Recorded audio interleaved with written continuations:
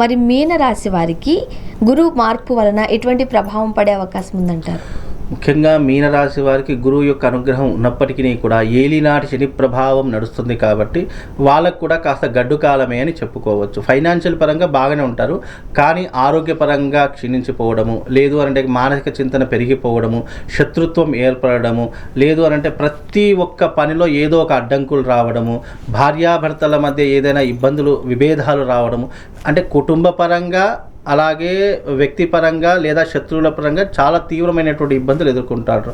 అలాగే వీళ్ళు పెట్టేటటువంటి పెట్టుబడులు కావచ్చు, లేదు నమ్మేటటువంటి వ్యక్తులు కావచ్చు, మోసం చేసేటటువంటి లక్షణాలు తరహాలు చాలా మట్టుకు మీనరాశి వారికి జాతకంలో ఏర్పడతాయి. కనుక గుడ్డిగా ఎవరిని నమ్మకూడదు.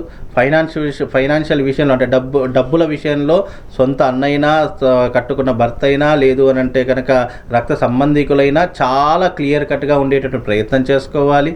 అలాగే మీరు బయటకు వెళ్ళేటటువంటి ప్రయాణాలు చేసేటటువంటి సమయాల్లో చాలా జాగ్రత్తగా ఉండాలి.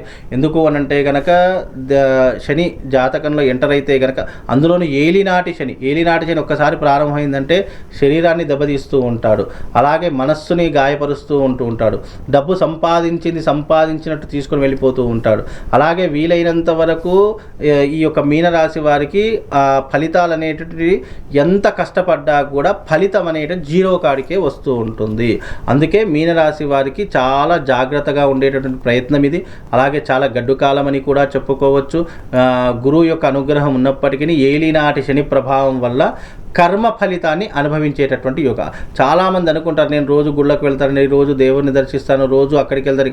ఇవన్నీ కూడా ఏలినాటి శని ప్రభావం అంటే కర్మ ఫలితాన్ని అనుభవించేలా చేయడము. మనం ఎప్పుడో ఒక 5 సంవత్సరాల కింద మర్డర్ చేసాము, మనం పోలీసు వాళ్ళకి దొరకలేదు, కానీ కరెక్ట్ టైమ్ ఆఫ్ పీరియడ్లో పోలీసు వాళ్ళు దొరికాము. కానీ 5 సంవత్సరాలు చేసిన కింద నాటికి ఇప్పుడు శిక్ష అనుభవిస్తున్నాం.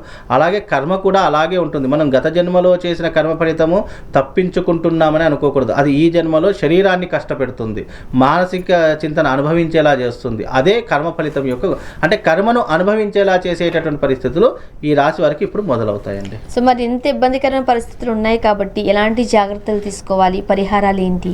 ముఖ్యంగా వీరు సప్త శనివారాల వ్రతాన్ని ఆచరించడము, లేదు అనంటే కనుక తిరుమల తిరుపతి దేవస్థానానికి వెళ్ళి దర్శనం చేసుకొని రావడము, ముఖ్యంగా ప్రతి శనివారము ఉపవాస దీక్ష ఉండి తప్పకుండా శని భగవానుడికి తైలాభిషేకము, అలాగే తిలాభిషేకము, నువ్వుల నూనెతో దీపం వెలిగించటము, నల్లటి వస్త్రాన్ని సమర్పించడం, ఇలాంటివి తప్పకుండా చేసుకుంటే ఎంతో కొంతవరకు వీళ్ళకు లాభం చేకూరుతుంది. గురుగారు, జూన్ 1 నుంచి గురు మార్పు జరగబోతూ ఉండడంతో ఏ రాశుల వారిపై ఎటువంటి ప్రభావం పడుతుంది, ఎటువంటి జాగ్రత్తలు తీసుకోవాలి, పాటించాల్సిన పరిహారాలు వివరంగా తెలియజేశారు. ధన్యవాదాలు. శ్రీమాత్రే.